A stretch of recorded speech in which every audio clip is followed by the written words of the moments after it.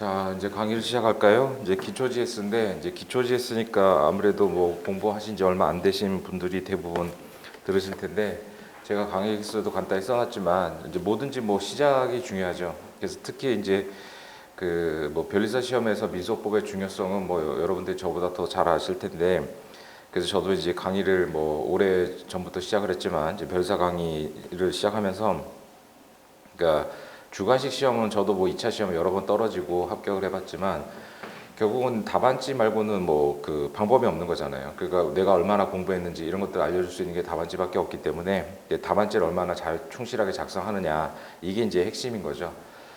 그래서 이제 기초 GS에서는 일단 뭐 기본 강의는 이제 한 번씩 다 들으셨을 거고 그래서 기본 어느 정도 이론이 이제 저기 알고 있다는 전제하에 일단 강의는 제 암기장 가지고 꼼꼼하게 이제 볼 거예요. 그래서 한 2시간 정도 강의를 하고 그 다음에 이제 1시간 여러분들이 시험을 보실 텐데 이제 2시간 동안에 이제 암기장 위주로 이제 정리해 나가면서 그러니까 주관식은 객관식과 다른 점이 객관식은 예를 들어서 뭐 책에 밑줄을 칠 때도 내가 모르는 지문 위주로 치면 된단 말이죠. 뭐 아는 거는 뭐 어떻게 나와도 맞출 수 있으니까.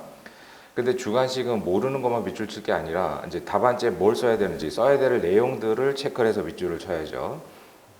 그래서 그런 부분들을 이제 체크를 해야 되기 때문에 암기장이 정해진 게 제가 이제 개정판 내면서 좀 중요한 학설들이 있고 써야 되는 것들 많이 보충을 했어요. 그래서 이제 한 160페이지 정도 되는데 이 정도 쟁점이면 뭐 중요한 것들은 대부분 커버가 될 거고 그다음에 여기서 뭐 빠져나간다고 해봤자 그 뭐 최신 판례들 이런 것들일 테니까 그런 건 제가 한 6월이나 그때쯤에 또 최신 판례 특강도 별도로 하고 하니까 그런 거 집어넣으면 뭐 여기 있는 내용만 정확하게 담고 있으면은 어떤 시험도 어떤 형태의 문제가 나오더라도 뭐 우리가 보통 한 65점 정도 목표를 하는데 그 정도는 뭐 충분히 맞을 수 있으니까 그렇게 대비를 하시면 돼요. 그래서 이제 제가 뭐 머릿말도 쓰고 뭐 강의 계획서도 쓰고 그동안에 이제 저도 뭐 제가 2005년도 시험에 붙었으니까 그 전부터 공부해서 뭐 쭉 강사하면서 여러 형태의 학생들을 많이 만나왔지만 결국 이제 주관식 시험에서는 가장 기본은 뭐예요? 학설 판례 내용을 정확하게 원문에 가깝게 우리가 뭐 시나 소설을 창작하는 시험이 아니잖아요. 그러니까 원문에 가깝게 내가 출제자가 출제한 문제를 잘 알고 있다 이걸 보여주는 거란 말이죠. 그래서 이제 가장 기본은 이제 소위 말해서 이제 학설에 대해 판례 태도 검토. 그래서 학설과 판례 중에서 내가 어떠한 견해를 취할 것인지 그거를 정확하게 보여주는 게 제일 중요하죠. 그래서 그런 부분들이 가장 기본이 되는 거예요. 그러니까 뭐 좀 예를 들어서 제가 수험생 때 이제 어떤 교수님한테 강평을 듣는데 그런 말씀을 하셨는데 우리가 이제 도화지에다가 달을 그린단 말이죠. 그래서 달을 그려야 될 때 이제 달을 이렇게 동그랗게 이제 예쁘게 확실하게 그려야죠. 이렇게 그려야지만 이제 65점 정도를 맞을 수 있는 거예요. 그래서 근데 보통 이제 잘 모르는 문제가 나오면 어떻게 돼요? 주변에 이렇게 이제 구름을 이제 그려가지고 여기가 달이다 이제 이렇게 뿌옇게 그릴 수밖에 없겠죠.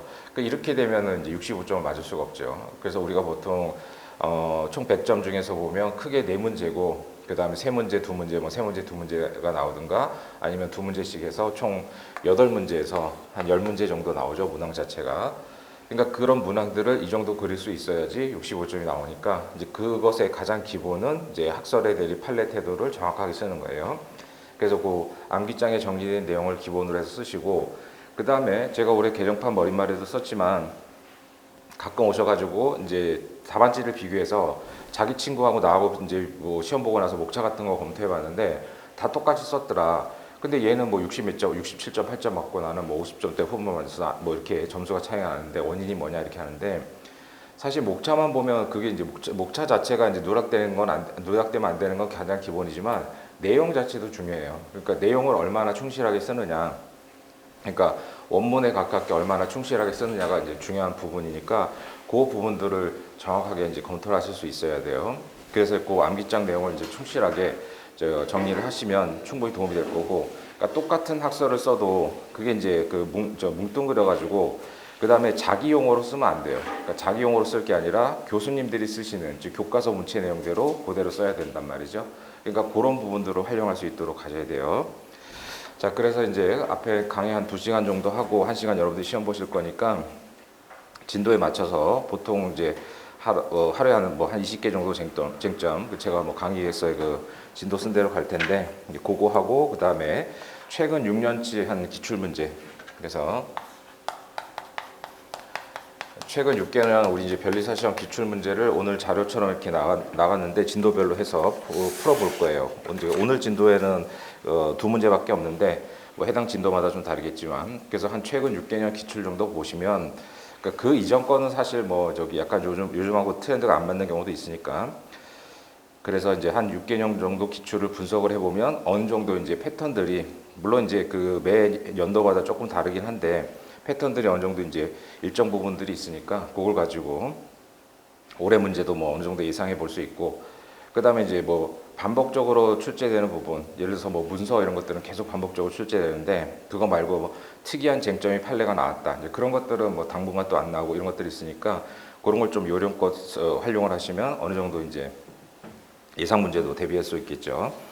그런 식으로 이제 진도를 나갈 거예요. 자, 그러면은 이제 진도를 나가서 교재 보실까요? 교재 2페이지 보세요. 뭐 이제 그 기초지 했으니까 기본 강의들은 한 번씩 들으셨을 거고, 이제 다시 이제 정리를 해본다. 이제 그다음에 이제 심화된 내용을 조금 제가 보충해 드릴 테니까 그렇게 활용을 하죠. 자, 그래서 2페이지에 그 1번에 보면 소송과 비송의 구별인데, 이거는 뭐 그렇게 중요한 건 아니죠. 뭐 어느 책이 뭐 과목이든 앞부분은 뭐 그렇게 뭐 중요한 부분이 없는데, 이제 답안 작성 요령과 관련해서 항상 우리가 어떤 쟁점이 나오면 이제 쟁점 사례가 출제가 되잖아요. 그럼 이제 1번 이제 문제점에, 그래서 문제점에서 또는 뭐 쟁점 정리 뭐 이렇게 쓰죠. 그래서 이건 뭐 여러분들 편하실 때 쓰면 되니까, 그래서 이제 왜 문제가 되는지, 그 정리를 말 그대로 출제된 쟁점을 정리하는 건데, 사실 이 쟁점 정리가 제일 쓰기가 애매하잖아요. 뭐 자세히 쓰자니 밑에 내용하고 중복이 되고, 그다음 또 간단히 쓰자니 문제를 반복하고 이렇게 되는 거니까 절대로 하면 안 되는 게, 이제 문제를 반복하면 안 돼요. 여기서 문제를 반복 서술하면 절대로 안 되죠. 그러니까 예를 들어서 뭐 법원의 재판은 타당하냐, 또는 뭐 법원이 소각각 판결을 했다, 법원의 재판이 타당하냐 이렇게 물었는데 문제점에다가 법원의 재판이 타당하지 문제된다, 이거는 문제를 반복 서술한 거기 때문에 이런 서술은 타당하지 않고, 그럼 뭘 쓰느냐, 답을 쓰란 말이에요, 바로. 그러니까 여러분들이 문제를 읽고 이제 뭐 예를 들어서 법원이 소각각 판결했다, 근데 뭐 위법하다 이렇게 할 수 있잖아요. 그럼 문제점에다가 법원이 소각각 판결한 것이 이제 위법한지 문제된다, 이제 이렇게 써야지, 뭐 정당한지 문제된다, 정당한지 문제된다 이런 식으로 문제를 반복 서술하시면 안 된다는 거예요. 그래서 밑에 이제 목차들을 쓸 거 아니에요. 그런 쟁점들에서 그 답이 되는 걸 간단하게, 그래서 이제 뭐 관할의 문제, 오늘 이제 기출문제 1번 같은 경우에 관할 인정되는지가 문제된다, 뭐 이런 것들인데, 그러면 이제 관련 재판적 인정되는지, 그 다음에 특별 재판적 인정되는지 문제된다, 이런 식으로 구체적으로 답을 구체적으로 쓰시라는 거죠. 그래서 그 답이 되는 걸 해가지고 뭐뭐뭐 문제된다 이런 식으로 답을 간단하게 결론을, 답에 소위 말해서 이제 사례 결론이죠. 이런 것들을 간단히 쓰시라는 거예요. 그래서 문제점에다가 다시 문제를 반복하는 건 시간 낭비인 거고, 그래서 답을 쓰고, 그 다음에 각 쟁점별로 큰 목차들이 있겠죠. 그래서 그 목차에서 뭐 이제 목차별 안에다가 이제 뭐 여기서 이제 학살의 대리, 그 다음 판례 태도, 그 다음 3번 뭐 검토 이렇게 쓸 거 아니에요. 검토 및 사안 해결 이렇게 해서, 그 다음 3번에 또 어떤 쟁점이 있을 거고, 거기도 이제 일반으로 쓴 다음에, 그 다음 마지막 4번에 최종 결론이죠. 그래서 사례 해결 또는 뭐 사안 해결 이런 식으로. 그래서 사안 해결 쓸 때 다시 한번 문제를 읽으면서 묻는 말에 대답을 해서, 이제 묻는 말에 대답을 해야죠. 법원은 어떤 판단해야 되느냐라고 하는데, 그럼 뭐 이제 무슨 판결을 해야 된다, 뭐 또는 뭐 조치를 해야 된다 이렇게 써야지, 뭐 법원의 재판은 정당하다 이렇게 이제 엉뚱한 대답을 쓰면 안 되잖아요. 그러니까 항상 사안 해결 쓸 때는 다시 한번 문제를 보고 문제에서 마지막에 뭐라고 물었는지를 검토하고 이런 식으로 가야 돼요. 그래서 조금 이따가 이제 기출 문제 보면서 다시 한번 정리할 테니까, 일단 문제점 부분에 저도 수험생 때도 그렇고 보통 이제 답안 상담을 해보면 제일 조금 뭐 공통되는 질문 중에 하나가, 이 쟁점의 정리를 어느 정도 선에서 써야 될지 그런 부분들이 많이 고민이 되는데, 얘기한 대로 각각의 이제 목차들이 있을 거 아니에요. 그래서 뭐가 문제되는지 이렇게 쓸 텐데, 그거를 여기다가 쓰라는 거죠. 그 답이 되는 걸. 그래서 문제점만 보더라도 이제 이 사람이 제대로 쟁점을 결론을 냈구나 이렇게 알 수 있도록 이제 그렇게 구체적으로 쓰시는 거예요. 자, 그러면 이제 1번에서 소송과 비송은 뭐 그렇게 출제 가능성이 높진 않죠. 자, 그래서 문제점에 이제 소송 사건과 비송 사건 구별이 문제가 되는데, 자, 학설을 보시면, 자, 우리가 학설이 보통 뭐 한 네 줄, 다섯 줄 이렇게 나오고 하는데 그걸 사실 뭐 통으로 다 외울 수는 없지만 물론 자꾸 반복을 해서 이제 어느 정도 이제 각각 했을 수 있도록 하셔야 되는데 키워드 위주로 이제 정리를 해야 돼요. 그러니까 왜냐하면 이제 출제자들이 옆으로 한 줄씩 꼼꼼히 읽지 않는단 말이죠. 그러니까 이제 대각선으로 쭉쭉 읽고 하시기 때문에 그러니까 중요 포인트는 이제 결론 부분을 많이 읽죠. 그러니까 이 사람이 이제 이 문제를 가지고 어떻게 해결했느냐 그런 거고.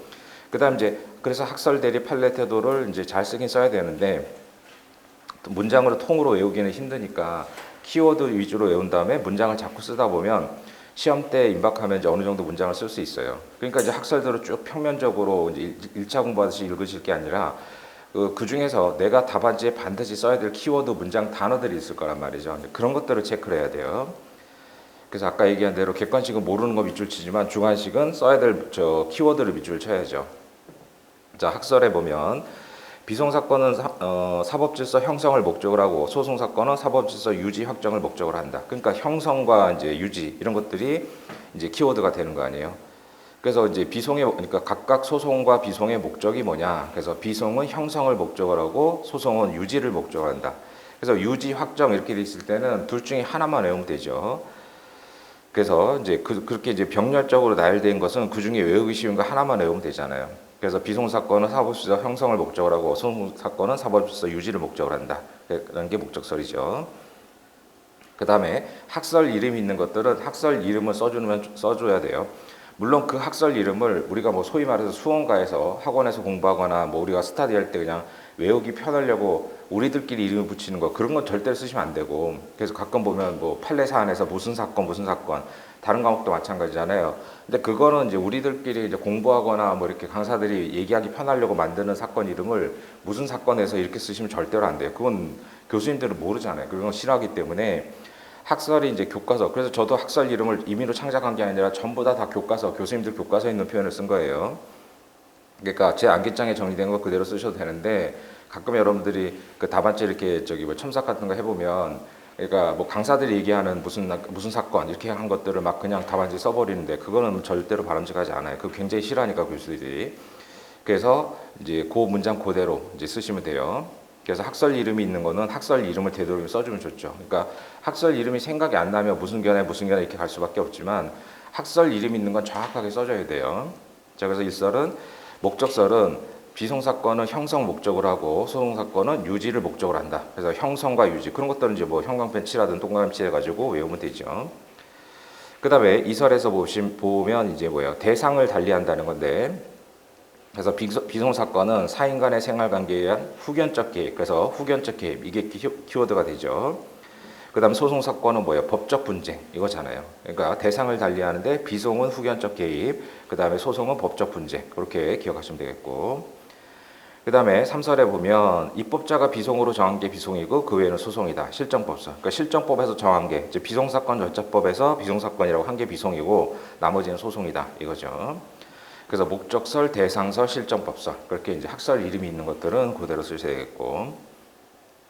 그래서 이제 보통 교재들에 보면 이렇게 이제 학설 대립들이 한 대여섯 줄 있는데 그걸 아까 얘기한 대로 쪼개가지고 그 중에 키워드를 그 다음에 자꾸 이제 왔다 갔다 하면서 중얼중얼 하면서 이제 자꾸 외워야 돼요. 그러니까 말을 못하면 쓸 수가 없잖아요, 당연히. 그래서 말할 수 있도록 계속 손으로 쓰면서 외우는 건 힘드니까 계속 왔다 갔다 하고 뭐 학원 왔다 가거나 이제 자투리 시간 같은 데도 계속 중얼중얼 하면서 외워야 되겠죠. 자, 판례를 보면 일단 판례도 아까 말씀드린 대로 이제 어떤 사건에서 뭐라고 판시해서 뭐 어떠한 입장이다 이렇게 쓰는 게 가장 무난한 판례 쓰는 방법인데 문제는 아까 얘기한 대로 그 사건 이름을 임의적으로 창작하시면 안 돼요. 그러니까 독일 같은 경우는 이제 예를 들어서 민소법이면 민사소송법 학회에서 공식적으로 네이밍을 한단 말이죠. 독일 같은 경우는. 그래서 이제 이거는 무슨 사건이다라고 이제 그 학회에서 이제 이름을 지어줘요. 그래서 이제 독일 논문도 보면 이제 그런 이름들을 그대로 쓰는데 우리는 그렇지 않잖아요. 그러니까 임의적으로 이제 우리들이 말하기 편할 때 무슨 사건이라고 하는데 그건 절대로 답안지에 그렇게 무슨 사건에서 이렇게 우리들만 아는 용어를 쓰시면 안 되고 그 사건의 사실관계를 맞추거나 뭐 이렇게 쓰시면 돼요. 그래서 대부분 뭐 이제 제가 써놓은 것처럼 자, 판례는 회사 정리가 비송이라고 하면서 법원의 한목적적 재량을 필요하고 절차의 신속성 요구되므로 비송사건이다. 그러니까 뭐예요? 그 소송의 절차가 한목적적 재량을 필요하고 간이 신속성을 요구하면 뭐가 된다고요? 비송이 된다. 이렇게 보는 거죠. 그래서 그런 식으로 이제 그대로, 그러니까 제가 암기장에 정리된 문장 그대로 쓰시라는 거예요. 그게 이제 교수들이 원하는 이제 답안지 스타일이고, 그래서 일부러 이제 그렇게 다 정리해 놓은 거니까 그걸 여러분들의 개인적인 용어로 풀었으면 절대로 안 돼요. 우리가 창작하는 게 아니잖아요. 그러니까 우리가 뭐 시나 소설을 창작하는 게 아니라 기존에 있는 논의들을 얼마나 내가 잘 이해하고 있다, 이걸 보여주는 거지, 뭐 새로운 이론을 해서 뭐 논문을 쓰고 이런 게 아니잖아요. 그러니까 있는 문장 그대로 써야 된다는 거예요. 자, 그래서 회사 정리를 비송이라고 보면서 한목적적 재량을 필요하고 절차의 간이신 소송을 요구하기 때문에 비송이라고 했다, 이렇게 쓰면 되죠. 그 다음에 이제 판례에 대해서 학자들이 이제 나름대로 어떤 입장이다라고 하잖아요. 뭐 판례가 나는 무슨 입장이다 이렇게 밝힌 적은 없으니까.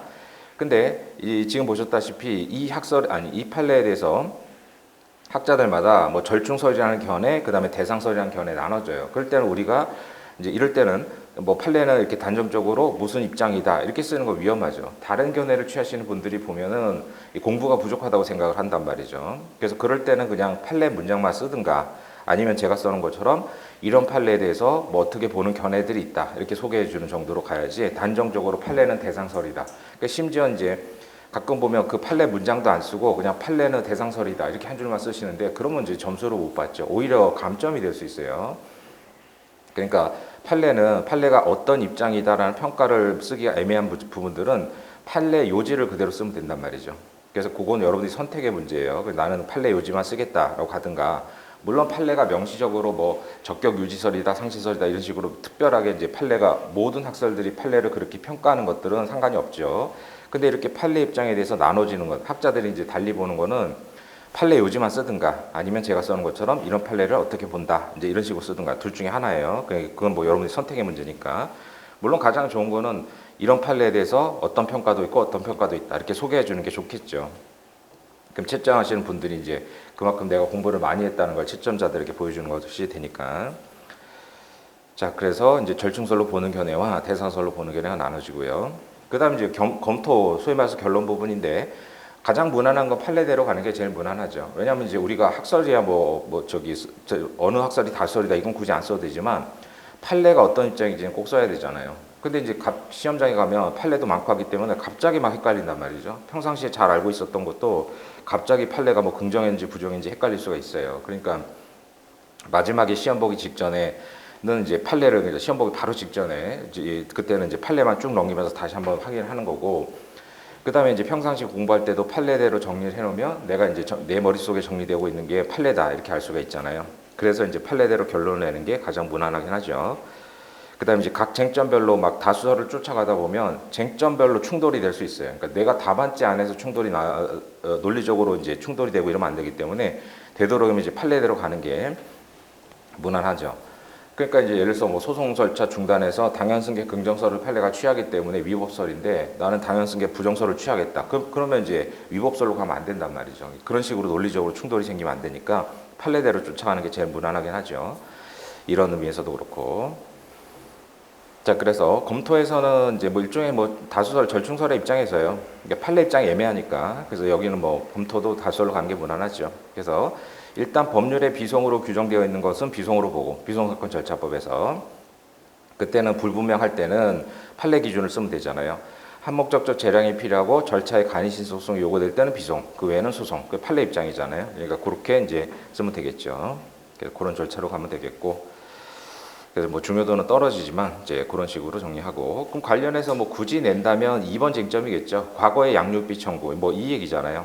그래서 문제점에 보시면 그 문제점에 반드시 적실해줘야 되는 게 뭐예요? 명문의 규정이 있는 거는 뭐 다툼의 여지가 없잖아요. 그래서 문제점을 보면 뭐 가사소송법인데 뭐 2조 1항 남목 와료 이것까지 다 외울 수는 없을 테니까요. 가사소송법에 따르면 이 정도만 외우면 되겠죠.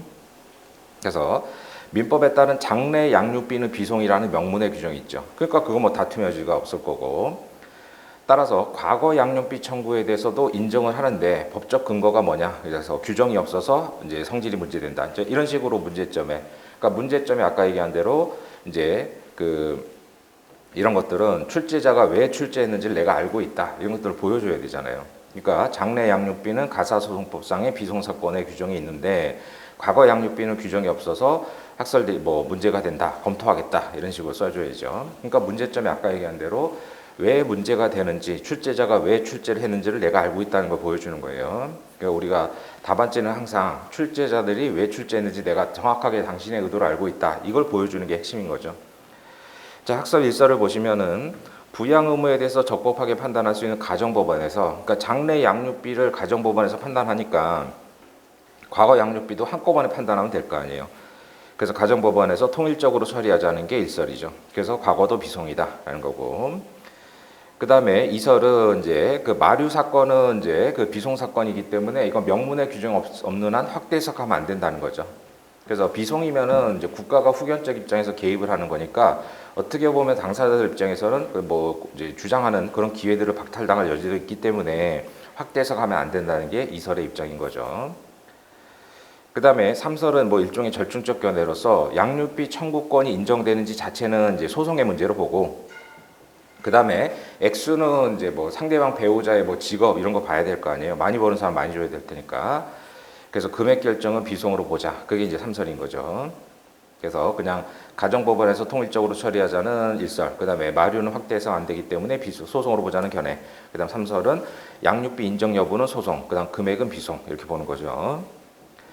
그 다음 판례는 뭐 잘 아시다시피 비송이잖아요. 그래서 이혼한 부부가 분담해야 될 과거 비율의 금액을 장래에 대한 것과 함께 정하는 것도 양육에 관한 처분이다 이거죠. 그래서 키워드가 양육에 관한 처분, 이런 것들을 키워드로 외워둬야 되겠죠.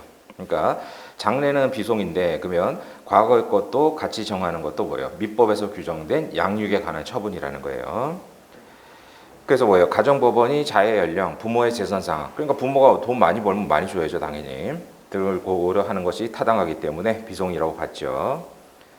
그다음 검토는 뭐 그거 다시 반복해서 정리하시면 돼요. 그래서 결국 과거 양육비도 장래 양육비와 통일적으로 판단하는 것이 타당하기 때문에 비송으로 보는 견해가 타당하다는 거죠. 안 그러면은 양육비 가지고 재판을 2개 해야 되는 문제가 생기잖아요. 그래서 소송도 하고 비송도 하고 복잡하죠. 당사자들한테도 부담이 가중되고 뭐 소송 비용 드니까. 그러니까 한 번에 정하는 게 타당하겠죠. 그래서 이제 그 만약에 과거 양육비가 사례로 나오면 이제 첫 번째 목차로 들어갈 게 뭐예요? 소송과 비송의 구별에 일반론을 쓰고, 그 다음에 이제 이번 쟁점으로 정리된 과거 양육비 청구를 이제 비송을 할 수 있는지, 이게 문제가 되겠죠. 그러면 이제 쟁점의 정리에 만약에 이게 문제로 한 10점짜리 나왔다. 그 목차가 2개잖아요. 그래서 이제 이 첫 번째 목차에다가 이제 소송과 비송의 구별. 그 다음에 이제 3번 목차에다가 이제 과거 양육비. 그래서 과거 양육비 청구권의 법적 성질. 그래가지고 그다음 사안 해결에서 이제 뭐 이거에 따라서 사안 해결은 이제 2개를 정리해서 요 결론들을 간단하게 다시 한번 반복해서 쓰면 되죠. 그다음 문제점에다 아까 얘기한 대로 이제 답을 쓰라고 그랬잖아요. 그래서 소송과 비송을 구별하는 기준이 문제가 되고, 그다음에 과거 양육비 청구의 법적 성질이 문제된다가 아니라, 법적 성질이 문제된다는 건 문제를 반복해 쓴 거니까 뭐예요?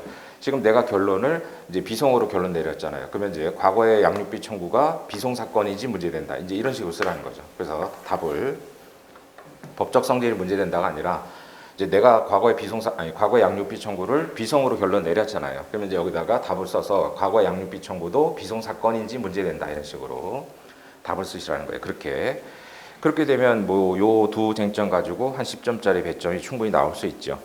그래서 중요도는 떨어지지만 그 정도로 정리를 하시고, 그 다음에 3번에 가셔서 이제 신의칙을 보면 뭐 신의칙의 형태는 결국은 자, 신의칙 위반의 소재기냐 이거잖아요. 그래서 신의칙 위반의 소재기가 문제가 될 텐데, 우리가 교재에서 보면 이제 실체법상 신의칙, 그래서 실체법상 신의칙 위반일 때, 그 다음에 이제 소송법상 신의칙 위반, 보통 이렇게 나누잖아요. 그러니까 이런 식으로 구별해서 보면 되겠죠. 그래서 이제 실체법상 신의칙 위반이면 뭐예요? 청구권이 부존재하는 거잖아요. 그래서 청구권이 부정이 되기 때문에 그때는 뭐예요? 청구 기각이 되죠. 청구 기각. 법원이 어떤 판단해야 되느냐. 그다음 소송법상 신의칙 위반은 뭐예요? 소극적 소송 요건이니까 이제 소극적 소송 요건이 되죠. 그래서 이제 소각하 이렇게 된 거죠. 소각하. 그러니까 이제 이런 예를 보면 되잖아요. 여러분들 민법에서 배우셨다시피 이제 갑이 토지 소유자인데 을한테 매매를 하죠. 그러면서 을한테 뭐예요? 이제 을이 잔대금을 주기 전에 야 내가 여기다 건물 지어가지고 분양해서 잔대금 줄 거니까 건물 좀 짓게 해줘라. 그래서 갑이 승낙을 하죠. 그래서 을이 건물을 지었단 말이죠. 을이 신축. 그래서 뭐 101호, 102호, 103호 분양을 해야 되는데 분양이 잘 안 돼가지고 잔대금을 못 주니까 갑이 매매 계약을 해지하죠. 해제. 그래서 해지하고 뭐예요? 을을 상대로 건물 철거 청구를 하잖아요. 그래서 건물 철거 청구. 그래서 건물 철거 청구의 사안에서 판례가 이게 신의칙 위반이다 이렇게 본 판례들이 있잖아요. 신의칙 위반이라고. 그래서 자기가 건물을 지으라고 해놓고 그 다음에 여기 뭐 136세대나 되는 이제 대규모 건물이 들어섰는데 잔대금 미지급 이유로 해지하고 건물 철거하는 것은 신의칙 위반이 될 수 있다 이런 판례들이 있었단 말이죠. 그럼 이거는 뭐예요? 실체법상 신의칙 위반이잖아요. 그러니까 자기가 건물을 지으라고 해놓고 잔대금 미지급을 이유로 건물 철거 청구하는 것은 신의칙 위반이 될 수 있죠. 물론 뭐 무조건 다 신의칙 위반이 되는 건 아니고 그런 걸 인정해준 판례들이 있잖아요. 그랬을 때 이때는 뭐예요? 실체법상 신의칙 위반이기 때문에 건물 철거 청구는 기각이 되는 거죠. 기각. 그래서 이게 전형적인 실체법상 신의칙 위반이에요. 그래서 뭐 법정지상권에서 봤잖아요. 그래서 민법에서 이제 갑이 뭐 건물을 갖고 있다가 이제 을한테 팔고 을은 병한테 팔았단 말이죠. 그러면 이제 을이 법정지상권을 취득하는데 병이 이제 법정지상권을 승계하죠. 그래서 이런 법정지상권을 설정받을 수 있는 자에게 철거 청구하는 것은 신의칙 위반이다. 이렇게 봤죠, 판례가. 민법에서. 그러니까 이런 것들이 실제법상 신의칙 위반이에요. 이제 그럴 때는 청구 기각하죠. 왜냐하면 얘한테 철거 청구권이 없으니까. 그래서 법정지상권에서 갑이 을한테 팔면 을이 법지를 취득하고 병한테 팔면 병이 법지를 승계할 수 있는데 얘는 의무자잖아요. 법정지상권 설정 의무자인데 권리자를 상대로 철거 청구하면 신의칙 위반이다라고 봤죠. 그게 실체법상 신의칙 위반이죠. 그럴 때는 철거 청구권이 없으니까 법원은 기각을 하는 거고, 그다음 뭐 소송법상이야 뭐 그런 거잖아요. 뭐 재심소를 뭐 계속 똑같은 사유 가지고 똑같이 기각됐던 사유를 가지고 계속 여러 번 소재기를 한다. 그때는 뭐 소각화를 시키는 거고 뭐 그런 얘기들이 나오죠. 그래서 이제 신의칙 위반의 소재기와 관련해서는 일단 이 두 가지도 같이 좀 알아두셔야 되겠고, 그래서 청구 기각이냐 소각하냐 이제 법원에 어떤 판단해야 되냐 그런 것도 많이 물어보죠. 뭐 중요도는 뭐 떨어지긴 하지만. 그다음 관련해서 이제 요 두 가지를 구별하셔서 기억을 해두시고, 그다음 3번으로 가셔서 자 민사소송과 신의칙과 관련해서는 요거는 이제 어떤 형태로 나올 수 있어요? 두 가지 형태로 나올 수 있죠. 사례 문제에서. 자, 첫 번째는 이제 뭐예요? 소신법, 소액사건 심파법 5조의 2, 뭐예요? 일부 청구의 문제죠. 일부 청구. 그러니까 소신법 아시다시피 3천만 원 이하잖아요. 그래서 3천만 원 이하의 소신법이 적용되죠. 그러니까 예를 들어서 갑이 뭐 을한테 3억 있다. 3억 채권이 있어요. 근데 갑이 소신법 적용을 받을 목적으로 어떻게 돼요? 3천만 원씩 쪼개가지고 이제 10번을 소송하는 거죠. 이런 식으로. 그랬을 때 이제 을이 뭐 항변을 할 거 아니에요. 그래서 주로 문제가 뭐가 돼요? 그러니까 신의칙은 사례로 나오면 이제 속권의 남용이 주로 문제가 되죠. 그래서 속권의 남용. 즉 신의칙의 파생 형태로서 속권의 남용이다라고 주장할 수 있고, 그다음 뭐예요? 아까 얘기한 대로 명문의 규정이 있단 말이죠. 그래서 소신법, 소액사건 심파법 5조의 2를 보면 이렇게 소신법 적용 목적으로 쪼개가지고 일부 청구한 것을 위법하다고 되어 있잖아요. 그러니까 이렇게 명문의 규정이 있음에도 불구하고 신의칙의 파생 원칙으로 속권의 남용을 볼 수 있느냐, 그러니까 둘 다 검토할 거냐, 이제 소신법만 적용하면 되느냐, 그런 논의들이 나오잖아요. 그러니까 우리가 뭐 어떤 견해를 취하든 답안지는 다 써야죠. 당연히 배점이 있을 테니까. 나는 뭐 보충적 적용서를 취할 테니까 이것만 쓰겠다 이러면 안 되잖아요. 이게 제 배점이 있을 테니까. 그러니까 어떤 견해를 취하는지 상관없이 둘 다 쓰고. 그러니까 이제 시험에서는 명문의 규정을 먼저 쓰고, 그 다음에 신의칙의 파생 원칙으로 속권의 남용이 문제된다 쓰고, 그 다음에 이제 양자의 관계 쓰고 결론 내고 이렇게 하는 거죠. 그러니까 이런 예상 문제들 같은 경우는 목차들을 다 준비하고 있어야 돼요. 그래서 어느 정도 준비를 하면 아까 얘기한 대로 우리 시험 문제에서 보통 8문제 내지 뭐 2문제씩 해서 8문제가 나오거나 3문제, 2문제에서 한 10문제 정도 나오죠. 그럼 이렇게 준비를 해놓으면 최소한 뭐 맥시멈 10문제가 나온다고 봤을 때 그중에 한 6, 7문제 정도는 다 그냥 평상시에 이렇게 준비한 것들이 나와요. 결국 이제 당락을 좌우하는 건 이 4문제, 3문제, 뭐 3, 4문제 정도인 거죠. 이 정도 선에서. 그러니까 이제 신의칙의 문제가 나오면 이렇게 명문의 규정이 있는 거, 그다음에 이제 속권의 남용, 주로 이제 속권의 남용 문제 이렇게 나오죠. 뭐 실효 이런 것들은 뭐 민법 문제고 뭐 민소에서는 잘 안 나오니까. 그래서 속권의 남용인지, 그래서 둘 다 쓰고, 뭐 되도록이면 명문 규정 있는 게 먼저 쓰는 건 낫겠죠. 그래서 소신법 위반인지, 그래서 소신법 그대로 베껴 쓰면 되고, 그다음 속권의 남용에서 개념 쓰고, 뭐 속권의 남용이다 이렇게 하는 거죠. 그다음 양자의 관계 이거 쓰는데, 그럼 양자의 관계에서 이 얘기를 써야죠. 3번에 보면.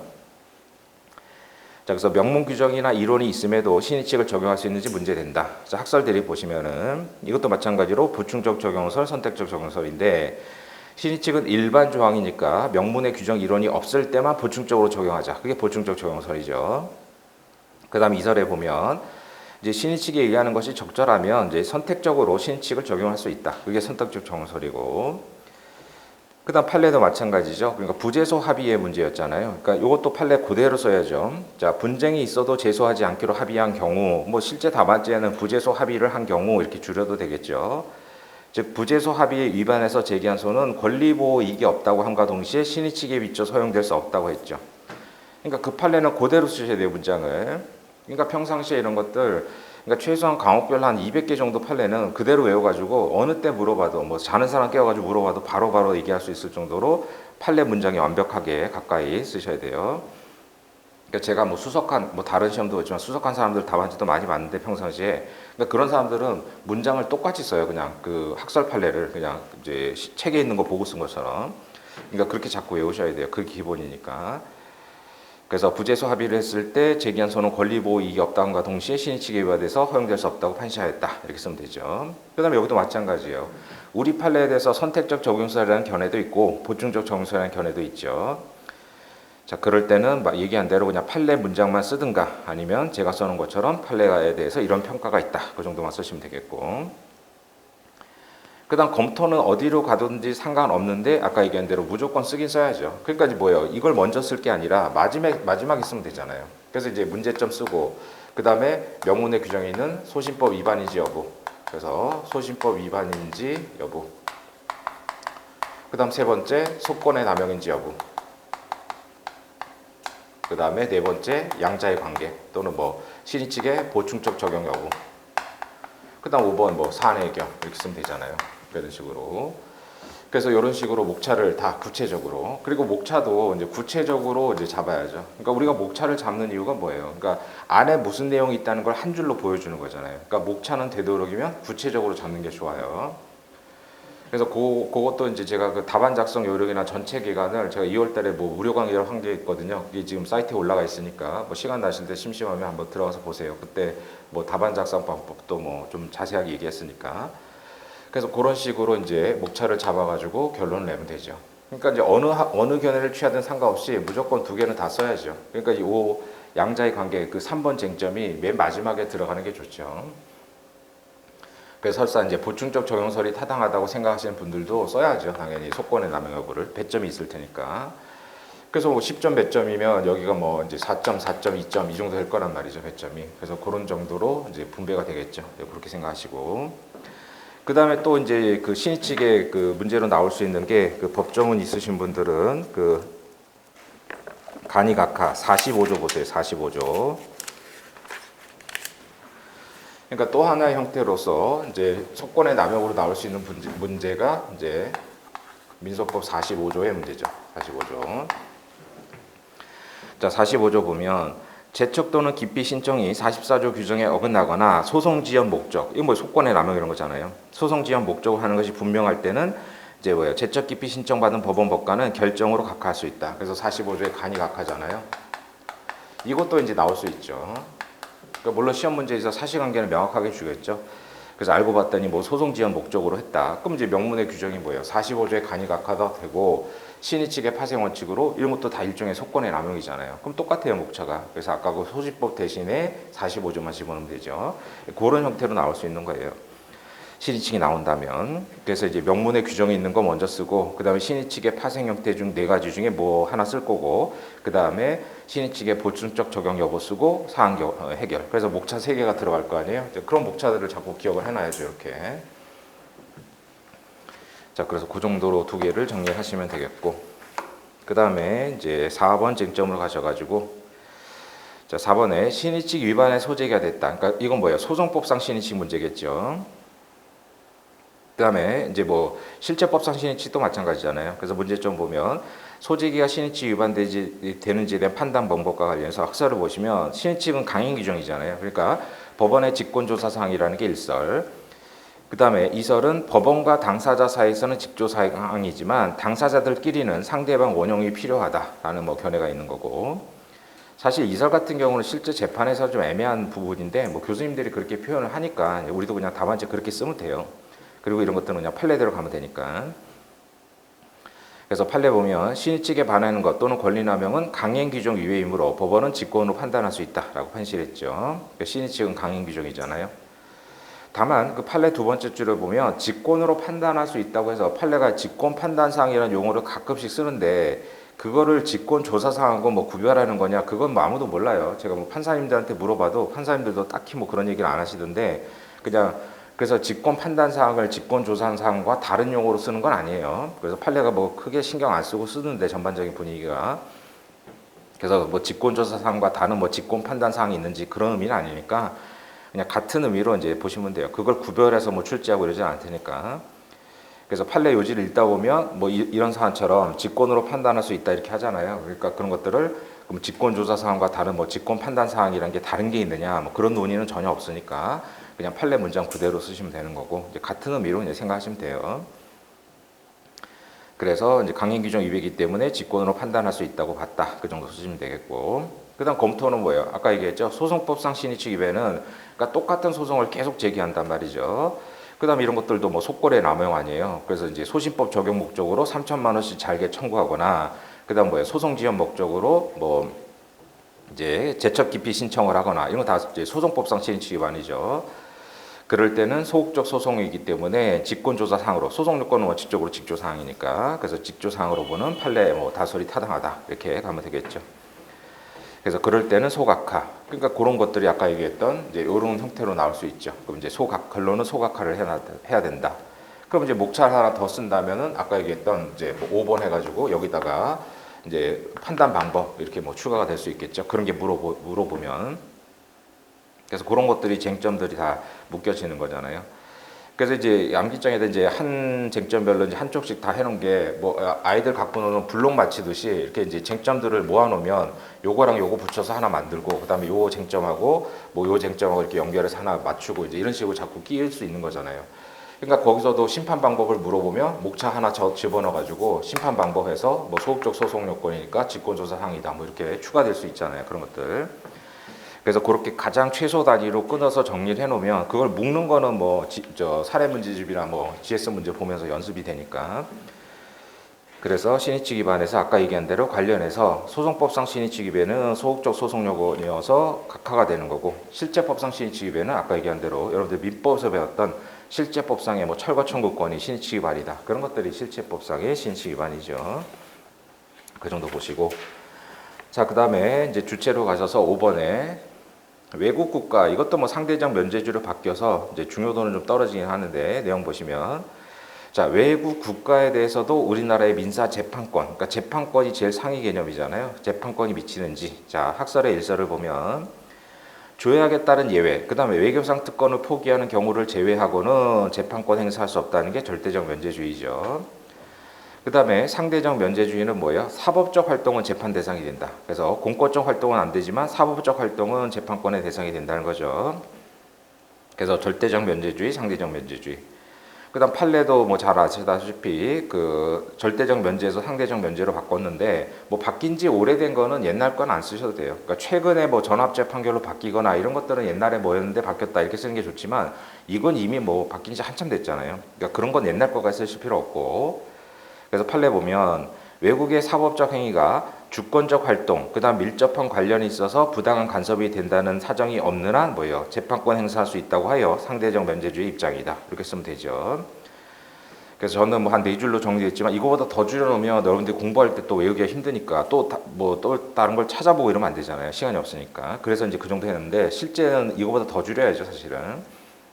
그래서 외국의 주권적 활동이나 밀접한 관련이 있어서 부당한 간섭이 될 우려가 있다는 등의 사정이 없는 한 이제 우리나라 법원이 재판권을 행사할 수 있다고 하여 상대적 면제주 입장이다. 그러니까 이런 식으로 평상시에 자꾸 외워야 돼요, 말로. 그 다음에 또 하나 판례가 그 후에 나온 게 이제 제3채무자일 때죠. 그래서 추심명령 부분들은 뭐 뒤에서 당사자격 이럴 때 자주 나오지만, 자, 간단하게 정리를 해보면, 자, 이제 추심명령이 뭐예요? 그러니까 얘가 이제 채권자죠. 용어가 채권자, 을이 채무자, B가 채무자, 그 다음 C는 제3채무자 이렇게 되죠.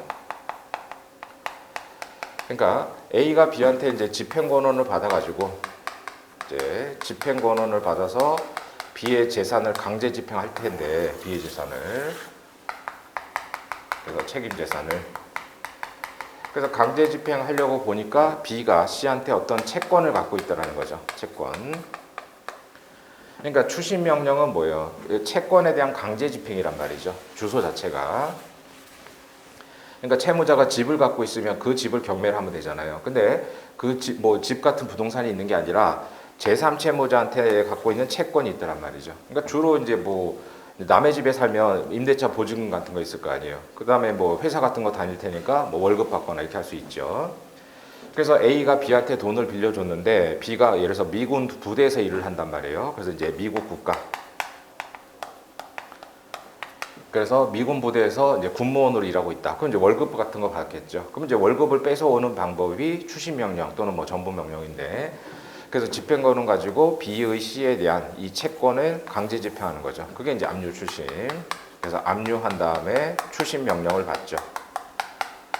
물론 이제 법원에 신청하는 거고. 그럼 이제 이게 강제 집행 단계예요. 추심 명령이라는 게. 자, 강제 집행은 3단계로 가거든요. 일단 압류를 해서 묶어놓죠. 그 다음에 이걸 돈으로 만들어야 될 거 아니에요. 현금화. 그 다음에 채권자들이 나눠 갖는 배당 절차. 그러니까 강제 집행을 이렇게 3단계로 가는데, 추심 명령이 뭐냐? 여기에요, 여기. 현금화 방법. 그래서 우리가 압류 추심 이렇게 하는 거죠. 그러니까 채무자의 책임 재산에 대해서 추심 명령을 받아서, 추심이라는 게 뭐예요? 돈 받아오는 거잖아요. 쉽게 얘기해서. 그래서 B의 추심 권한을 A가 뺏어가는 거죠. 그래서 이제 A가 뭐예요? C가 안 주면은 C를 상대로 추심금 청구 소송이라는 걸 하죠. 추심금 청구 소송. 그래서 이제 그 당사자께서 보셨다시피 뭐예요? 가르명이잖아요. 가르명. 가르명의 법정소송 담당이죠. 민사집행법에 있으니까. 그러니까 이게 채권자 대의권하고 유사해요. 그러니까 보면 그렇잖아요. 이제 결국은 A가 B한테 돈 받아야 되는데, 이제 B가 재산이 C한테 재산이 있단 말이죠. 근데 B가 이걸 행사 안 하니까, 또는 B의 그 처분 권한을 A가 뺏어가지고 대신 행사하는 거죠. 그러니까 이게 대의권하고 비슷하죠. 채권자 대의권하고.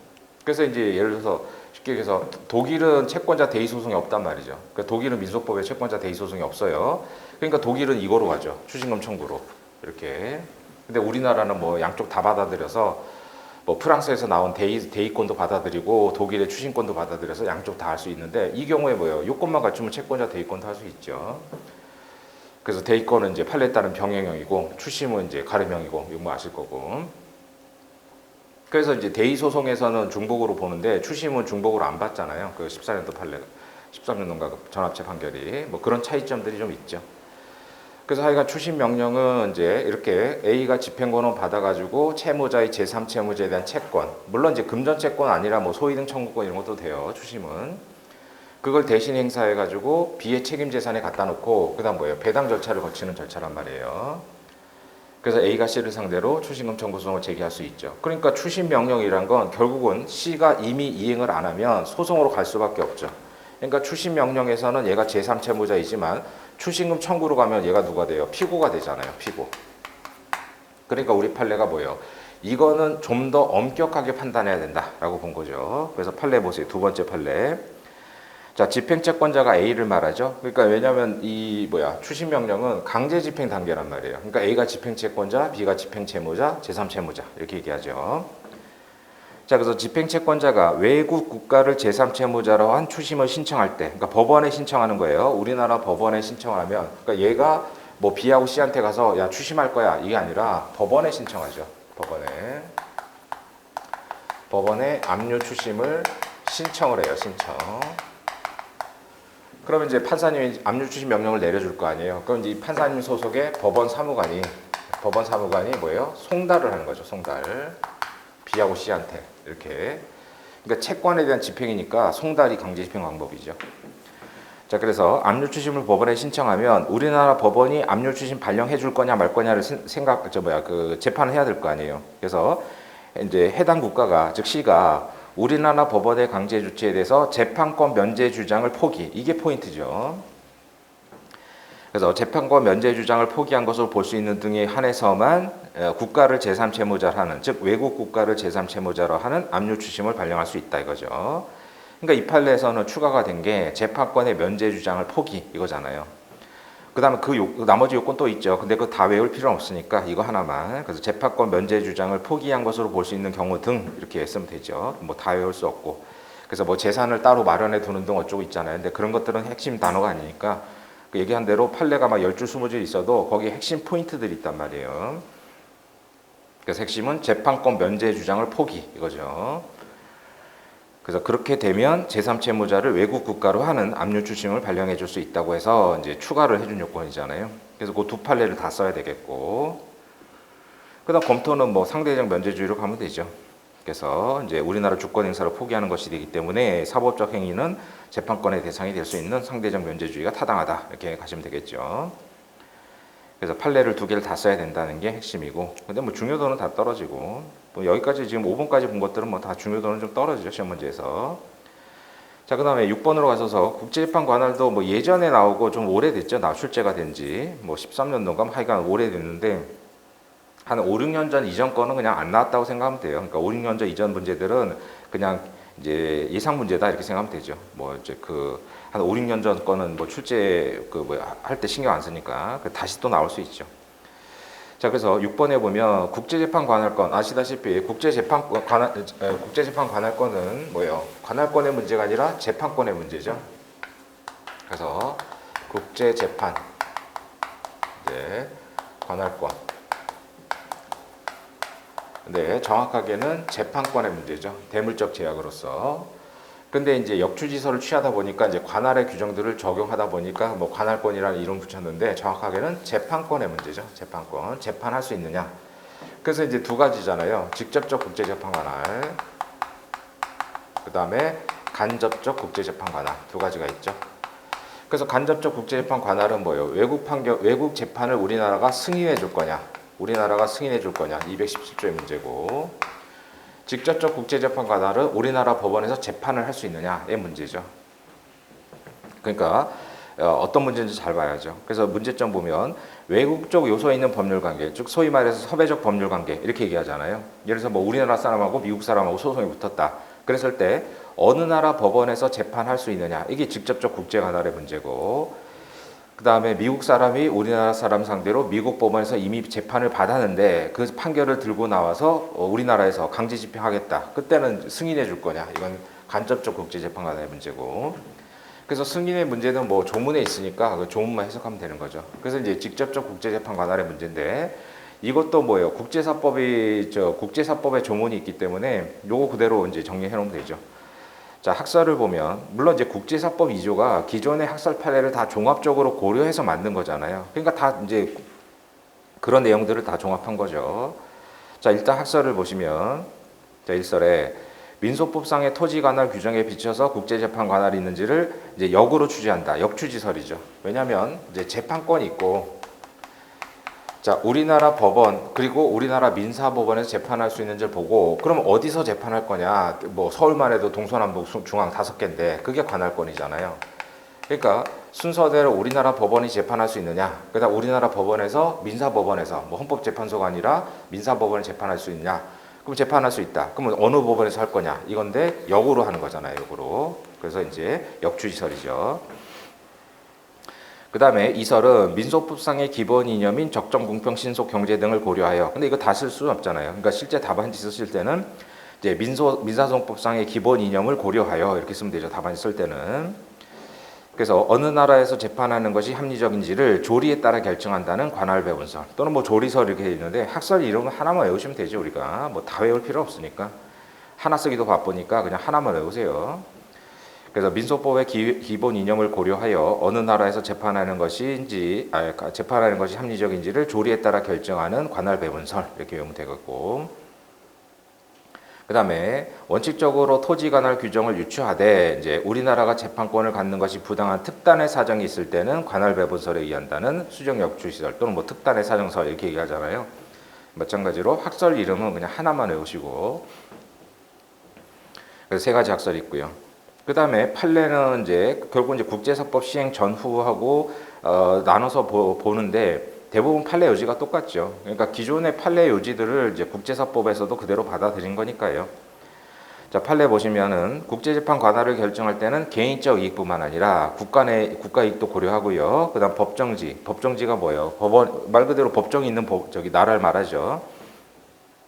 법정지와 당사자 사이의 실질적 관련성이잖아요. 그러니까 판례가 이미 국제사법 신설되기 전에 실질적 관련성을 기준으로 삼았죠. 그래서 합리적 판단한다. 그게 이 판례가 무슨 입장이에요? 다 고려했단 말이에요. 그러니까 판례가 뭐 특정 학설을 취해가지고 한 게 아니잖아요. 그러니까 판례가 무슨 입장인지는 그런 거 가지고 고민하실 필요는 없어요. 판례는 다 종합적으로 고려해서 판단하니까 그 얘기죠. 그다음 검토에서는 반드시 뭐예요? 국제사법 2조를 써야 되잖아요. 자, 법원은 당사자나 분쟁이 된 사안이 대한민국과 실질적 관련성이잖아요. 포인트가. 따라서 지금 뭐예요? 그냥 국제사법을 해결하면 되죠. 어차피 실질적 관련성도 굉장히 추상적 개념이니까 다 고려한단 말이에요. 실제 재판할 때. 그러니까 판례가 뭐 국제사법 2조 신설된 이후에 어떤 입장인지 그건 전혀 쓸데없는 논의예요. 다 고려하니까. 그래서 답안지 쓸 때는 학설 그대로 쓰시고 판례 실질적 관련성 포인트 쓰고 그다음 검토는 국제사법 2조로 간다. 그 다음에 이제 사안포섭이 제일 중요하잖아요. 출제가 되면. 그래서 이제 판례들 많잖아요. 그래서 뭐 고엽제 사건부터 해가지고 뭐 많잖아요. 이제 그런 판례들 사실관계들을 여러분들 기본서가 정리해놓고 그러면 교수님들도 어차피 그 사례 사실관계 변형해서 내실 테니까 그래서 있다 없다 결론만 내는 게 중요하지요.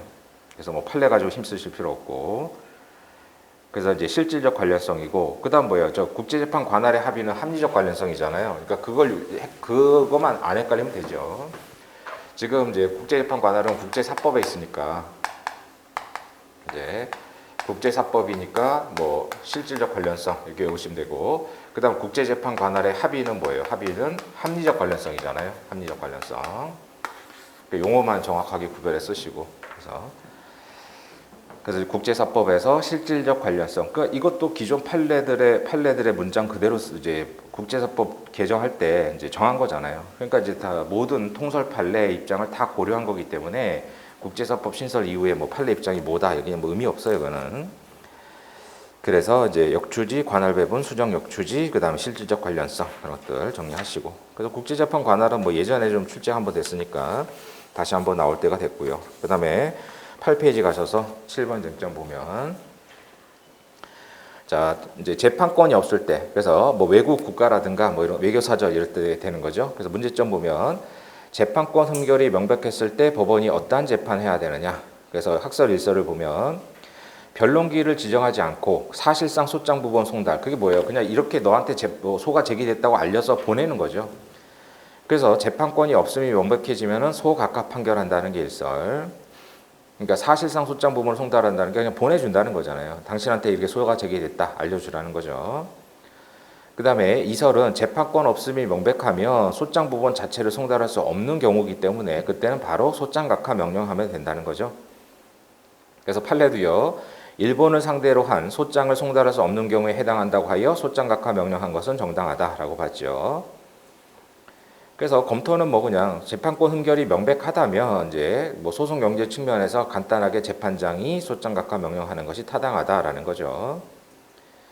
그래서 이제 그게 뭐 다수설이고 판례이기도 하고 하니까요. 그래서 뭐 재판권 없음이 명백하면 이제 소장각하 명령하면 된다.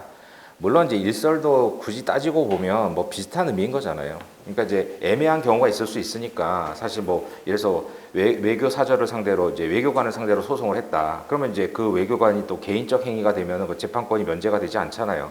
그러니까 애매한 사안이 있을 수 있으니까 보내보고 그 다음에 없는 게 명확하다면 그때 이제 뭐 소각하 판결한다. 왜냐하면 이제 소장 부분이 일단 상대방한테 송달이 되면 뒤에서도 우리가 소장각하 명령할 때 나오겠지만 소장의 적식 요건을 흠결하면 소장각하 명령하는데 그것도 뭐예요? 그 상대방의 소장 부분이 송달됐을 때는 이제 소각과 판결을 해야 되는지 그런 논의들이 있잖아요. 그런 것들을 얘기해서 일설도 그 얘기를 하는 거죠. 그러니까 일설도 꼼꼼히 들여다보면 사실 뭐 이설하고 큰 차이가 나는 건 아닌데 우리가 답안지 쓸 때는 그냥 그런 거 고려 안 하고 이렇게 쓰는 거죠. 그래서 사실상 소장 부분 송달해서 알려주고 재판권 없음이 이제 명확해졌다면 그때 이제 소장 부분이 송달이 됐으니까 그때는 소각화 판결을 하자, 이게 일설인 거죠. 근데 이런 것들은 그냥 무난하게 뭐 판례대로 가시면 되겠고. 자, 그 다음에 8번에 기피 신청과 관련해서 이것도 이제 판례가 두 개가 있어서 이제 문제가 되죠. 그래서 이것도 이제 원래 옛날에는 저 시험 볼 때도만 해도 뭐 제척 기피 이런 건 뭐 2차 공부할 때 공부도 안 했거든요. 그러다가 이게 2000년대 초반인가 변리사 시험에 한번 나왔죠. 그래서 그 다음부터 뭐 저기 수험가에서 이제 이것도 쟁점이 되고 한번 다 시험에 나왔으니까 뭐 그랬던 건데, 그 이후에 이제 판례가 하나 더 나왔잖아요. 그래서 뭐 예전에 뭐 2000년대 초반에 한번 출제가 된 적이 있으니까. 자, 문제점을 보시면, 자, 기피 신청이 있으면 예외 사유가 없는 한 뭐예요? 원칙적으로 기피 재판 확정될 때까지 소송 절차를 정지해줘야죠. 48조. 근데 예외 사유가 없는데 진행을 했단 말이죠. 근데 그 후에 기피 신청이 이유가 있다. 그럼 당연히 위법한 거죠. 근데 기피 신청이 이유 없다는 재판이 확정됐을 때 하자가 치유되느냐, 이 논이잖아요. 그래서 예외 사유가 없는데 재판 절차가 진행이 됐어요. 그렇다가 기피 신청 이유 있다, 그러면 당연히 위법한 건데 이유 없다고 했을 때 하자가 치유되느냐. 그래서 일설을 보면 뭐 소송 경제 입장에서 하자가 치유된다는 긍정설, 그 다음에 그렇게 되면 뭐 아무도 정지 안 하겠죠. 그래서 48조 취지상 하자가 치유되지 않는다는 부정설, 그 다음에 절충설은 3설이죠. 긴급을 요하지 아니하는 행위에 대해서 충분한 소송 활동을 통해서 불이익을 입지 않았다면 치유된다. 그러니까 절차 보장을 받았을 때는 치유된다라고 본 거죠. 자, 그래서 기피 신청인이 소송상 불이익을 입지 않았을 때는 하자가 치유된다는 제한적 긍정설, 이렇게 이제 줄이셔야 돼요. 실제 이거보다 더 줄여 써야 되니까. 그래서 충분한 소송 활동 통해서 불이익을 입지 않았다면 하자가 치유된다, 이런 식으로 줄여서 쓰셔야 되겠죠. 자, 판례로 가서서 두 개 다 써야 되잖아요. 이제 그 뒤에 판례가 앞에 걸 폐기한 게 아니라 둘 다 지금 병전한 상태이죠. 자, 판례 보면 기피 신청 법관이, 기피 당한 법관이 재판 확정적인 한 판결 효력은 이유 없는 것으로 확정될 때는 유효하다. 그건 이제 하자 치유 긍정설처럼 보이잖아요. 근데 그 이후에 나온 판례, 2010년도 판례가 뭐라고 했어요? 기피 신청 각하 결정 전에 이루어진 변론기일 진행은 48조를 위반한 흥결이 있고 각하 결정 확정된 사정만 가지고 48조 위반한 절차 위반 흥결이 치유된다고 할 수 없다. 그러니까 이 답안지도, 이 판례도 마지막 두 줄을 쓰면 되잖아요. 기피 신청 각하 결정이 확정됐다는 사정만 가지고 48조 위반한 절차 위반 흥결이 치유되지 않는다고 판시하였다, 이렇게 쓰면 되죠. 그러니까 그런 식으로 키워드 위주로 이제 외워서 문장을 잡고 이제 말로 이렇게 해보셔야 돼요. 그럼 실제 답안지는 뭐 글씨로 쓰면 한 세 줄, 네 줄 이 정도 될 테니까. 그래서 이제 판례는 기피 신청 이유 없는 것 확정됐을 때는 유효한다고 판시하였고, 그 이후에 뭐 각하 결정 확정됐다는 사정만 가지고 절차 위반 흥결이 치유된다고 할 수 없다고 하였다, 이렇게 쓰면 되죠. 그래서 학설은 뭐라고 평가해요? 그러니까 우리 판례는 결국 절충적 입장 아니겠느냐, 이렇게 평가를 하죠. 그래서 두 판례가 다 살아 있으니까. 그래서 검토 가서 보시면 당사자의 소송상 이익이 해지지 않을 때 한해서 치유된다라고 보는 거죠. 그러니까 우리 판례도 결국 절충설 아니겠느냐. 그러니까 학설의 다수설도 절충설인데 절충설을 취하시는 교수님들 대부분 우리 판례도 같은 입장이다. 그러니까 결국은 두 판례가 다 살아 있으니까 이런 얘기죠. 첫 번째 판례는 하자가 치유된다는 거고 두 번째 판례는 하자 치유 안 된다는 건 그 사정을 보고 이제 고려하겠다 이거죠. 그래서 사실관계상 이제 뭐 절차 보장을 못 받았다면 하자 치유 안 되는 거고 받았다면 하자 치유 된다, 이렇게 평가할 수 있겠죠. 그래서 이제 검토의 견해는 이제 뭐 대표적으로 이신 교수님, 김홍익 교수님 두 분 다 이렇게 말씀하시는 걸 그대로 써놓은 거고, 그래서 우리 판례도 그런 입장으로 보이는 거니까요. 그래서 모든 경우에 하자가 치유되는 게 아니라 이제 당사자가 소송상 이익이 해지지 않았을 때만, 그래서 소송상 절차 보장을 받았을 때만, 불이익을 받지 않았을 때만 하자가 치유된다는 견해가 타당하다, 이렇게 가면 되겠죠. 그런 부분이 뭐 예전에 한번 나왔으니까 그 정도 보시면 되겠고, 그 다음에 이제 관할의 문제로 가야 되는데, 자, 10분만 쉬었다가 하겠습니다.